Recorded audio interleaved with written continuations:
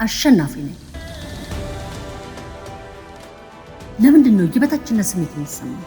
ለምንድነው የእፍረት ስሜት የሚሰማኝ? ለምንድነው የሰዎችን አይን ማየት የምፈራው? ለምንድነው ፍቅር ከሰዎች የምፈልገው? ለምንድነው የፈለግነውን ሐሳብ መናገር የምንፈራው? ለምን?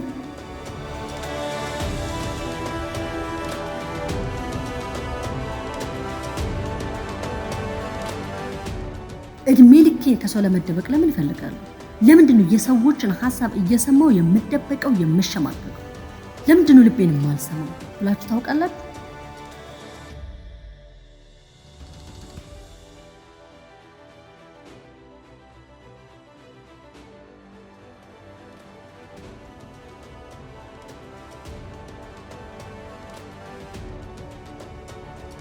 ለምን ይሉኝታ ያጠቃኛል? ለምን ድሃ ሆንኩ? ለምን ከሰው በታች ሆንኩ? ለምን ሙሉ አቅሜን አልጠቀምም? ለምን ወደ ህልሜ መጓዝ አቃተኝ ብላችሁ ታውቃላችሁ?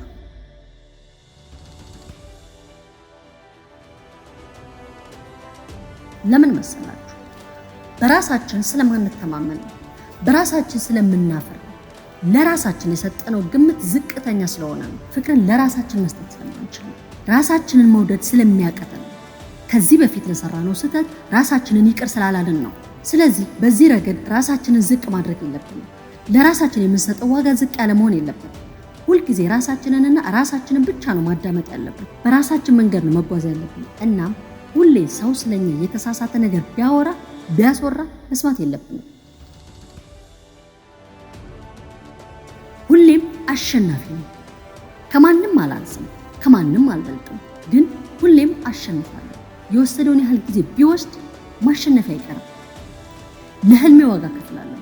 ራሴን እወዳለሁ። ከዚህ በፊት ለሰራሁት ስህተት ራሴን ይቅር ብየዋለሁ። ከራሴ ጋር ታርቄያለሁ። ዓላማዬን ከግብ አደርሳለሁ። አሸናፊ ነኝ። አዎ አሸናፊ ነኝ።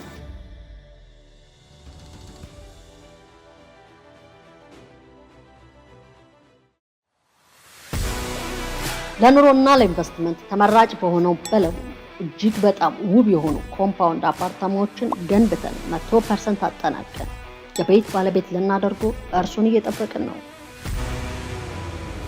ባለ 3 እና ባለ 4 መኝታዎች ሁሉም ቤቶች ዲጂታል ካርታ ተዘጋጅቶላቸዋል።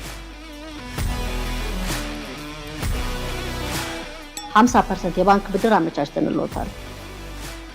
መቼ ያልቃል ሳይሆን መች ልግባበት የሚሉት ቤት በፍሎር 4 ቤቶች ብቻ ሲኖሩን ሁሉም ቤቶች ግድግዳ አይጋሩ።